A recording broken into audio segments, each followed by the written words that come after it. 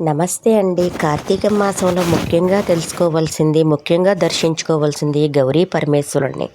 గౌరీ పరమేశ్వరుడి చరిత్ర అనేది పార్వతీదేవి మరియు శివుడు పురాణాల కథల నుండి వచ్చింది. ఆమెను గౌరీ, శక్తి, ఉమ, భవాని, దుర్గా వంటి అనేక రూపాల్లో పూజిస్తారు. గౌరీ శివుని భార్యగా కైలాసంలో నివసిస్తుంది.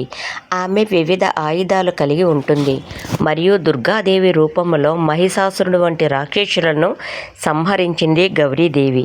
అంతేకాకుండా నవరాత్రుల్లో అష్టమి రోజు మహాగౌరి రూపంలో ఆమెను మనం పూజిస్తాం.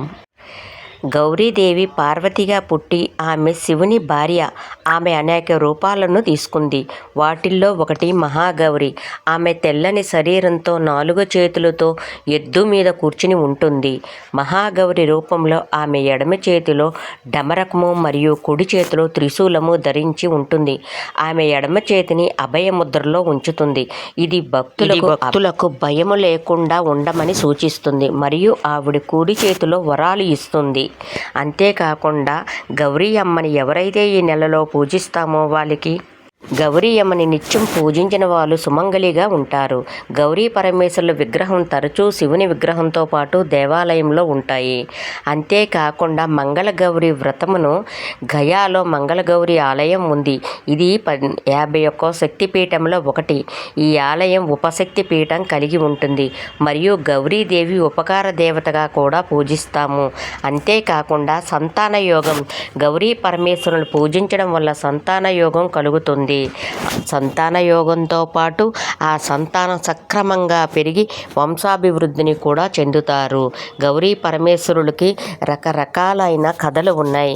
ఏది ఏమైనా ఈ కార్తీక మాసంలో గౌరీ పరమేశ్వరులను చక్కగా మనం పూజించి ఆ దివ్యమంగళ రూపాన్ని దర్శించుకుని వారి దగ్గర ఉన్న ఆ వరి దుబ్బుకి నమస్కారం చేసుకుంటే కొత్తగా పూసిన తొలి పంట అక్కడ పెడతారు. అలా పూజిస్తే వారి ఇంట ధాన్యలక్ష్మికి కొరత ఉండదు. ఇలా కుండతో ఉన్న వీటిని చూస్తే ఇది చల్లటి నిధి లాంటి కుండ. మన ఇంట్లో కూడా అలా నిలవై ఉంటారని గౌరీ పార్వతులు సంకేతము. ఆ వరి దుబ్బుని పూజిస్తే ధాన్యానికి కష్టం ఉండదు. ఈ కుండని పూజిస్తే ధనానికి కష్టం ఉండదు. ఈ రెండూ లోటు లేకుండా ఉంటాయని గౌరీ పరమేశ్వరుని పూజిస్తారు. అందుకే ప్రతి ఇంట ఒక మట్టి కుండ పెట్టి అందులో కళ్ళుప్పుని పెట్టి పూజిస్తారు. ఎందుకంటే లక్ష్మీదేవికి సంకేతము.